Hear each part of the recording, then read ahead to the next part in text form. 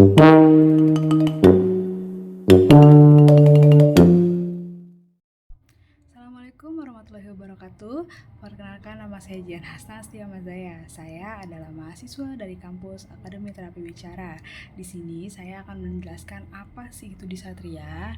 Nah, disatria adalah gangguan bicara yang disebabkan oleh neuromuskuler.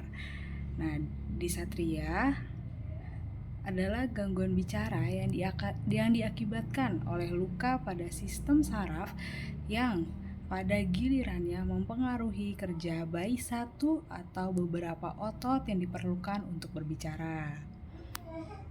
Nah, disatria adalah gangguan bicara dan bukan gangguan bahasa seperti pada afasia. Pada afasia, pikiran atau ide seseorang tidak dapat diolah lagi menjadi bahasa.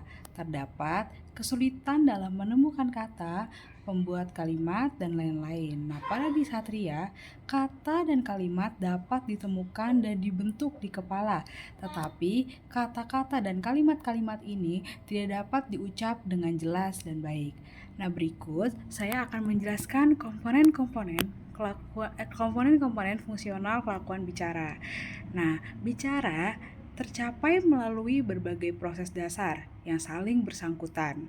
Proses-proses ini dapat dianggap sebagai komponen-komponen fungsional dari kelakuan bicara, yakni yang pertama adalah pernafasan. Berbicara dilakukan pada waktu menghembuskan nafas. Arus udara yang dihembus membuat getaran pada pita-pita suara. Volume udara tidak langsung mempengaruhi volume suara. Faktor terpenting adalah penggunaan efisiensi arus udara. Pada waktu bernafas, yang digerakkan adalah otot-otot perut, sekat rongga badan, dan otot-otot tulang rusuk. Pusat pernafasan terletak di batang otak. 2. Ada fonasi, yakni pemberian suara dengan menggetarkan pita-pita suara. Laring digerakkan oleh banyak-banyak otot kecil. 3. Resonansi, yakni turut bergetarnya udara dalam ruang mulut, tenggorokan, hidung yang digerakkan oleh gerakan pita suara.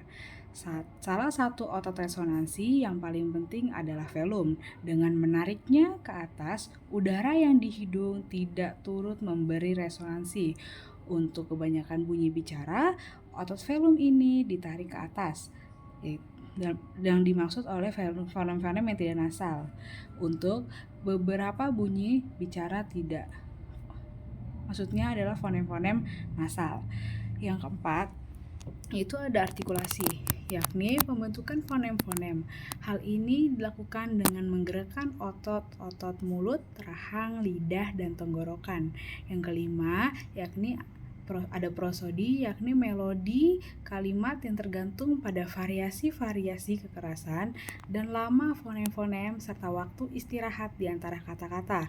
Ketinggian suara tergantung pada laring, kekerasan suara tergantung pada pernafasan, kepanjangan fonem dan istirahat tergantung pada otot-otot pernafasan dan artikulasi. Varian dalam prosodi dalam mengubah arti dan maksud dari apa yang dikatakan.